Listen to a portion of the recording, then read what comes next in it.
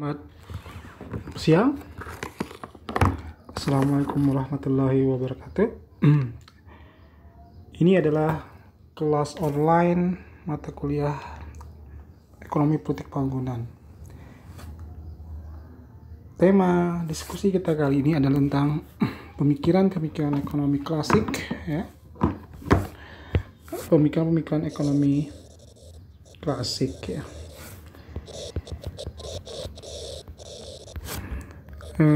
Dalam pertemuan sebelumnya kita telah membahas the logic of behind the invisible hand. Nah, kita akan mengulangi lagi itu, ya. Kalau kita lihat siapa saja pemikir ekonomi klasik itu, yang pertama adalah Adam Smith, ya. Adam Smith itu punya karya yang sangat terkenal, yaitu The Wealth of Nations, ya. Kita kemarin sudah sangat sudah membahas tentang bagaimana mekanisme invisible itu, ya. Dia berkata, it is not from the benevolence of the butcher, the brewer, or the baker that we expect our dinner, but from the regard to their interest. Ya, itu adalah, bisa dikatakan Adam Smith adalah orang yang pertama kali memperkenalkan teori self-interest, ya, yang kemudian menjadi kenapa ekonomi itu menjadi bisa saling membutuhkan kerjasama transaksi, yang kemudian dia sebut dengan istilah equilibrium, ya. Nah, di sini artinya Adam Smith tidak mensyaratkan atau melarang, kita katakan, negara atau pemerintah melakukan intervensi, ya. Nah, sebenarnya setelah Adam Smith, ya, dia diikuti oleh murid-muridnya seperti David Ricardo, ya, yang kita kenal dengan istilah teori perdagangannya, yaitu comparative advantage, ya. Jadi David Ricardo itu berasumsi bahwa suatu negara itu akan makmur. Nah, tekan dari ekonomi klasik adalah kesejahteraan atau welfare, ya. Jika setiap negara fokus pada comparative advantage-nya, ya. Fokus pada comparative advantage-nya. Artinya comparative advantage itu berbeda dengan absolute advantage, ya. Ini berhubungan dengan, saya sudah pernah bahas di mata kuliah pengetahuan ekonomi, ya, yaitu berhubungan dengan opportunity cost, ya. Opportunity cost atau biaya kesempatan. Jadi Amerika tentu bisa memproduksi banyak barang, ya. Dia bisa memproduksi, misalnya kita ambil contoh peniti, ya. Sedangkan Indonesia bisa memproduksi juga pesawat terbang, tapi peniti, ya, yang diproduksi oleh Amerika itu opportunity cost-nya lebih besar, ya, ketimbang yang diproduksi oleh, ya, Indonesia, ya. Sehingga kemudian Amerika sedangkan memproduksi pesawat terbang, ya, Amerika lebih opportunity cost-nya lebih kecil, ya.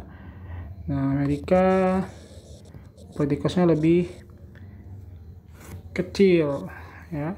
Sehingga kemudian dalam teori comparative advantage, biar terjadi efisiensi, ya, maka Amerika lebih baik memproduksi pesawat terbang, sedangkan Indonesia memproduksi peniti. Walaupun secara absolute advantage Amerika bisa menang dua-duanya, yaitu memproduksi pesawat terbang lebih banyak dan peniti lebih banyak, tapi dalam teori comparative advantage Amerika lebih baik fokus ke pesawat terbang dan menyerahkan peniti kepada Indonesia. Itu logikanya. Dan kemudian terjadi perdagangan internasional, sama-sama menguntungkan. Tidak ada sumber daya atau tidak ada resources yang terbuang. Resources di sini apa? Opportunity cost, ya, terbuang. Itu logik yang diinginkan oleh David Ricardo ya, Adam Smith, David Ricardo dan macam-macam. Jadi untuk mencapai kesejahteraan itu kemudian caranya adalah dengan fokus kepada keunggulan komparatif ya. Lalu ada juga kita kenal dengan seorang yang bernama ya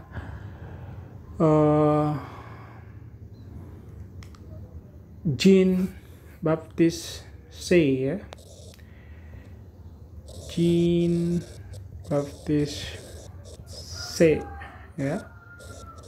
Nah, ini teori yang melanjutkan teorinya Adam Smith ya. Intinya adalah kita pernah dengar istilah hukum Say ya, atau Say's law yang mengatakan bahwa supply itu ya makes its demand. Artinya dalam teorinya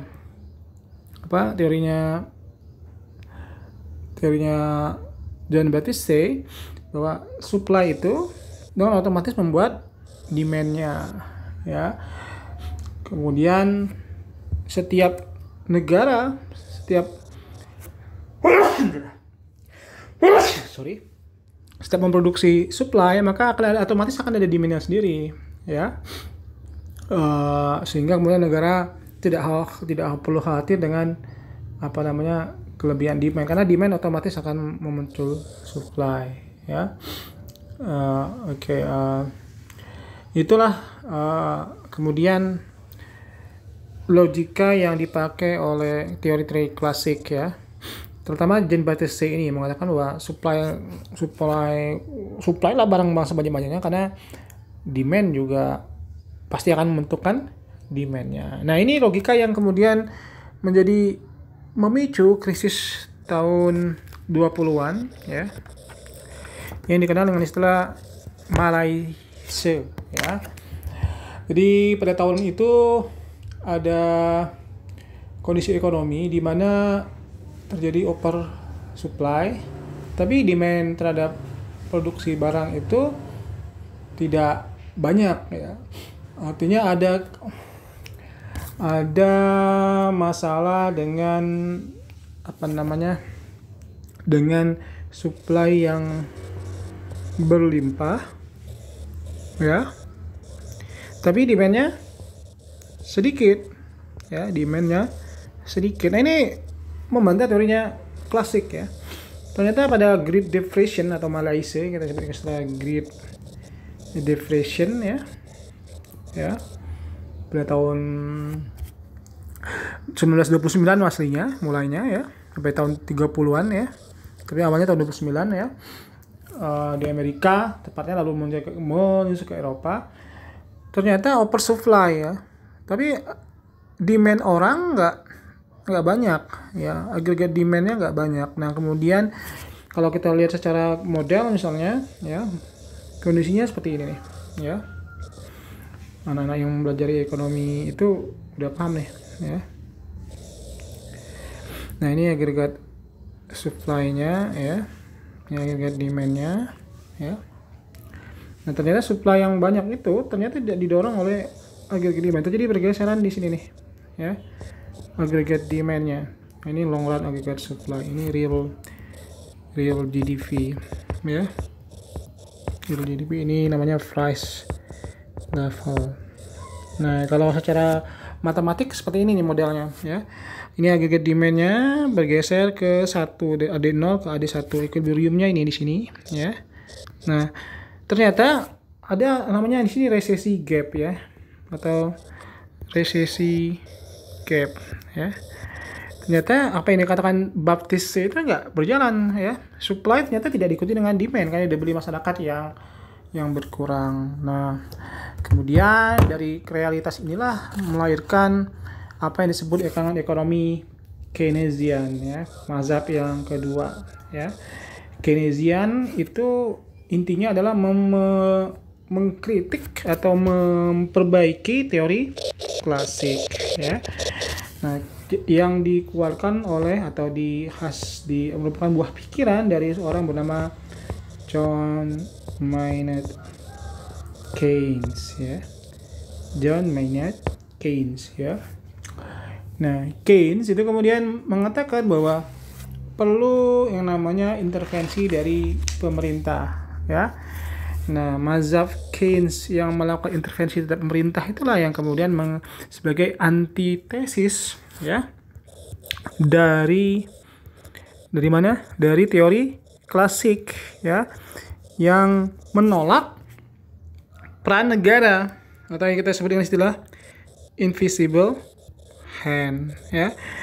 Nah, artinya setelah pasca tahun 30-an ya, setelah 30-an itu ya, di Eropa setelah krisis Great Depression ya, muncullah kembali atau kita sebut dengan istilah mulailah menjamur teori-teori economic Keynesian